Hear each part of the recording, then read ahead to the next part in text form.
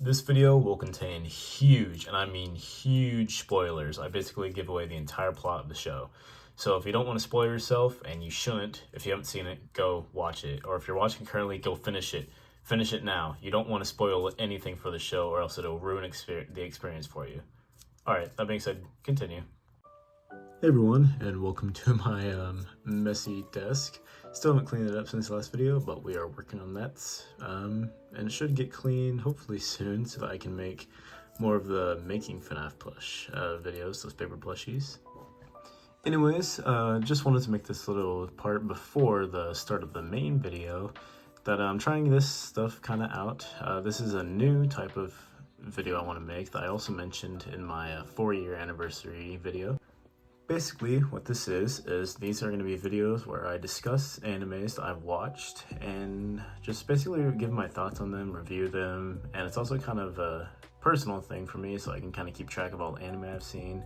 And I'll just basically be giving my thoughts on here about what I liked, what I didn't like, and my overall thoughts and opinions on the anime in general. So we're starting off with my favorite, Attack on Titan, and I think this will be a cool type of content to try out. You guys have been destroying it on the content lately. You've been loving everything I've been putting out. It's been making me very happy, and it encourages me to do more stuff like this. And really trying out some more of this anime and manga content because it is a new passion I've gotten into, and I want to start talking about it more. So hopefully you guys enjoy this, and without further ado, let's get started. Attack on Titan. When a very close friend of mine first introduced me into anime, I had no idea what I was about to discover, and I had no idea for sure that I was going to discover probably one of the most compelling and amazing storytelling I have ever seen. Attack on Titan, I would say, is a prime example of that amazing storytelling. From the complex world building to the crazy twist, I can confidently say that Attack on Titan is definitely my favorite anime, and so naturally, it had to be the first episode in this new series I'm trying out. When I was planning this video, I kind of struggled to figure out where to start, but I'd say the first place and the best place to start would obviously be our main cast.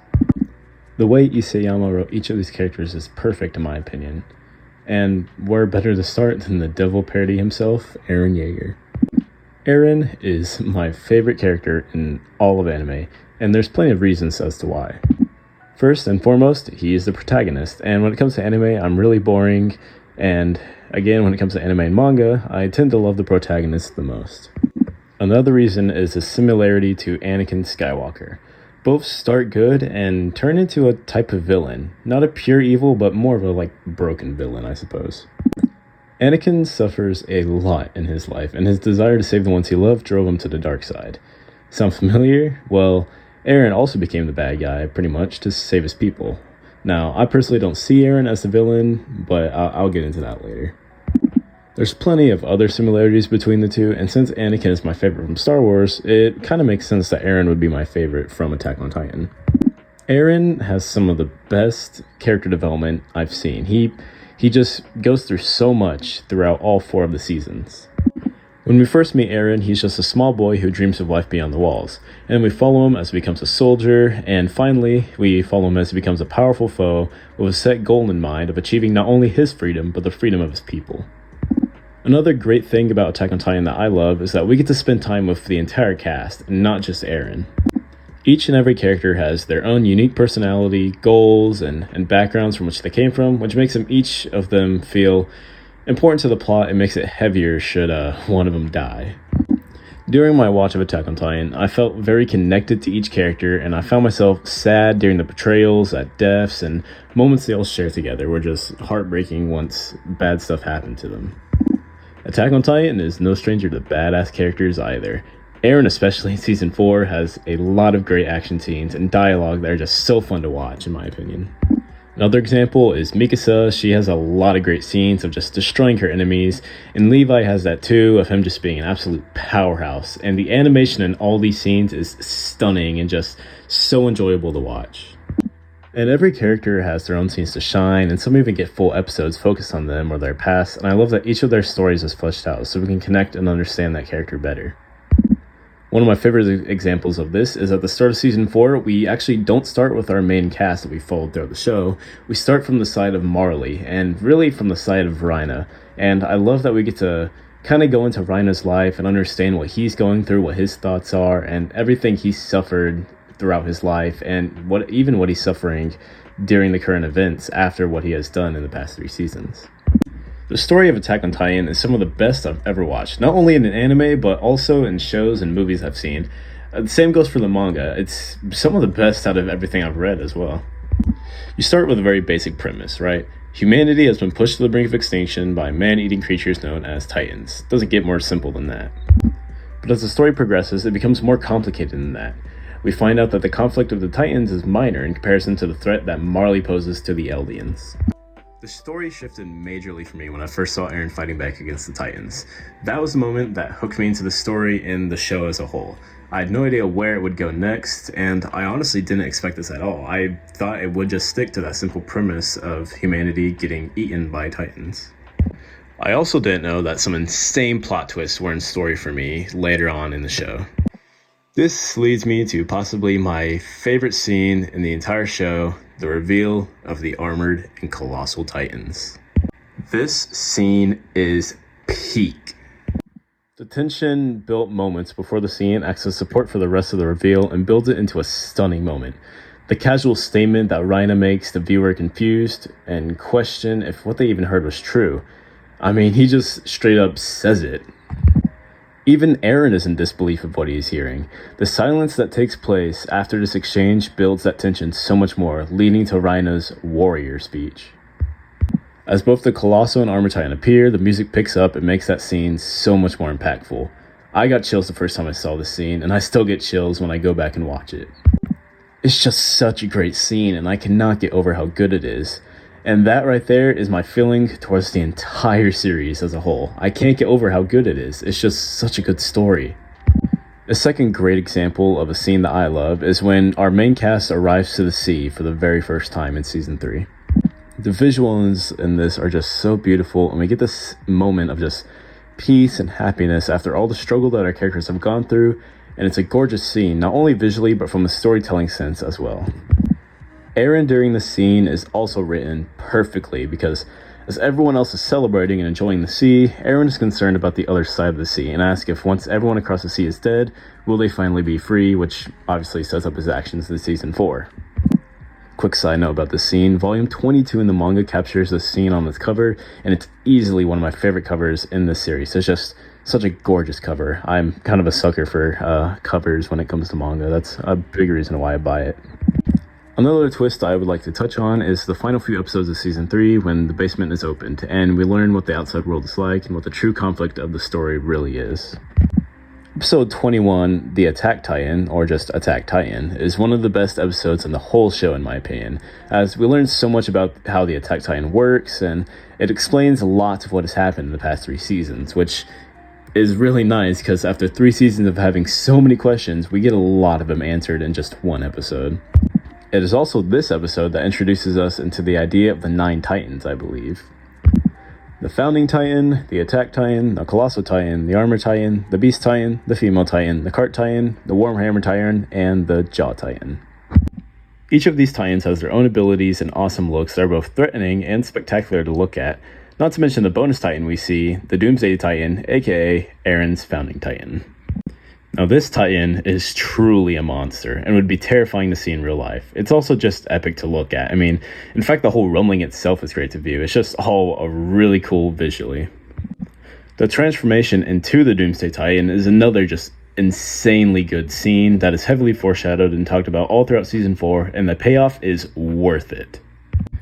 Everything from the visuals to the music of the scene is perfect fiction in my opinion, which leads me to my final, but definitely not least point, the music of Attack on Titan. Oh my god, the music in the show is phenomenal.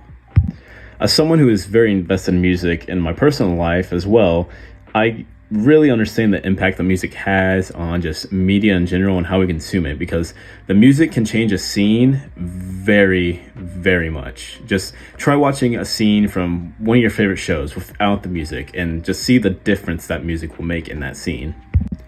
No other anime, or show for that matter, has been able to pass how good the music is in this show for me. I will say Naruto is coming pretty close. I'm loving the music in Naruto as well.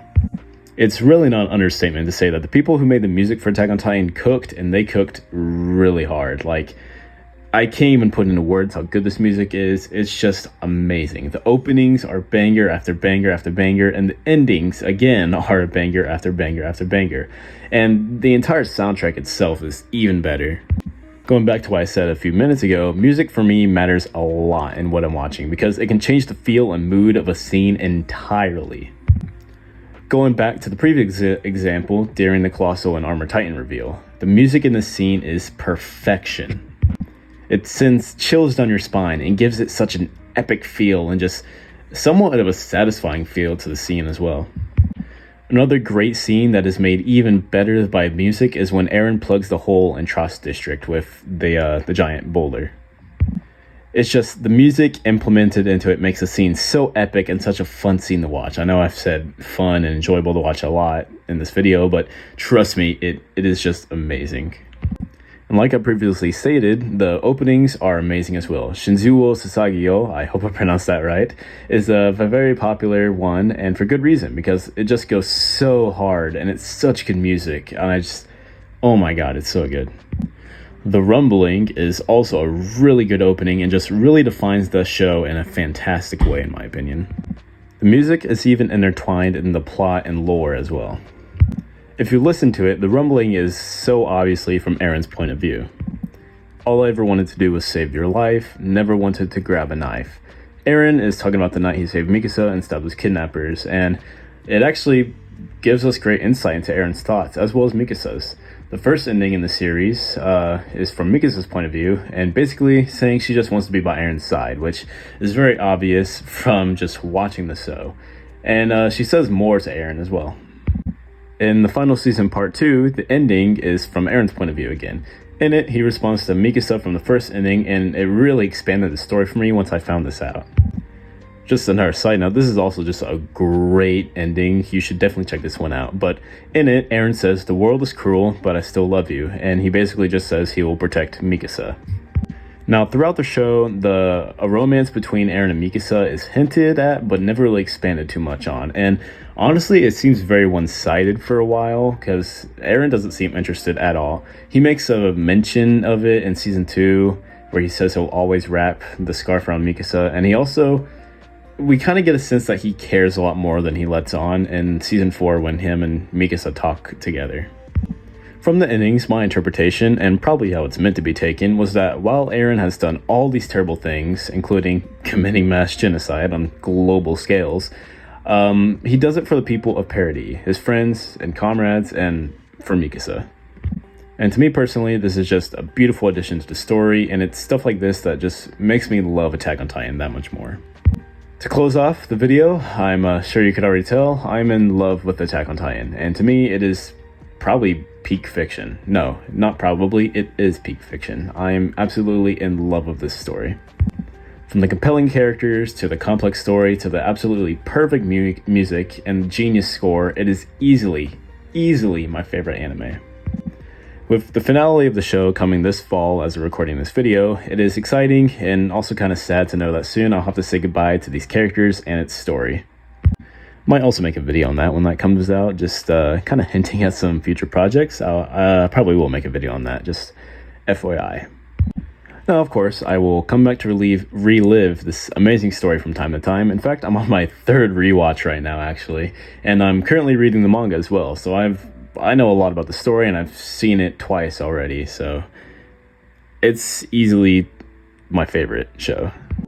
I am really excited to see how the story will end, and if what I hear is true and it really isn't a great ending, then you know what, that's okay, because it's not the destination that matters to me, it's the journey we took to get there, and all these amazing characters we've met and plot twists we experienced that really make Attack on Titan one of, if not, the best animes I've ever seen. I hope you all enjoyed my review on Attack on Titan, and if you would like more of this, please drop a like, comment, tell me what you thought about this video, if you like this format, and consider subscribing. We just hit 300 subscribers, and I know it's far-fetched, but we're on the road to 1,000. Hopefully we'll make it one day. and it really supports me. And make sure you hit that notification bell so that you don't miss my next anime review or any other video I upload. Anyways, I will see you all in the next one. Bye bye.